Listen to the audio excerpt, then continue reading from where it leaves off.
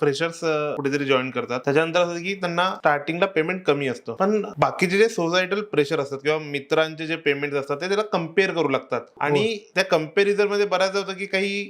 भावनिक ताण असतो किंवा काही त्यांचे डिसिजन मग स्विच करायचे डिसिजन घेतात किंवा काय, हे कसं टॅकल करायला पाहिजे त्यांनी? अशामध्ये कसं आहे की जर एखाद्या आपल्या ही गोष्ट साहजिक आहे सर, समजा तुम्ही आणि मी मित्र आहेत, एकाच कॉलेजमधनं एकाच वर्षी आपण पासआउट झालोय आणि जर मला खूप चांगलं पॅकेज मिळालंय किंवा तुम्हाला खूप चांगलं पॅकेज मिळालंय माझ्यापेक्षा, तर मला कुठेतरी मनातून असं वाटतं अरे यार आपल्यामध्ये काय कमी आहे, आपल्याला पण चांगलं पॅकेज मिळायला पाहिजे होतं. पण हे करत असताना आपण हे विसरतो की त्या मित्राने असं काहीतरी नवीन गोष्ट शिकलेली असते, अपग्रेड केलेली असते, ते मित्र म्हणून आपल्याला नाही सांगत. मित्र म्हणून तो तुमच्यासोबत चहा पिईल, वडापाव खाईल, बर्थडे सेलिब्रेशन करेल, हिंडायला फिरायला येईल सगळीकडे, हे सगळं करेल, पण ते काय ना झाकली मूठ 1,25,00,000ची असं आहे. ते इंटरनली तो स्वतःहून काय अपग्रेड करतोय हे नाही सांगणार कुणाला, कारण त्याला पण माहिती नाही तुम्ही त्याचे कॉम्पिटिटर आहात. एका मोमेंटला कंपनीमध्ये इंटरव्ह्यूला गेल्यावर कंपनी हे नाही बघणार की तुम्ही दोघं किती चांगले मित्र आहे.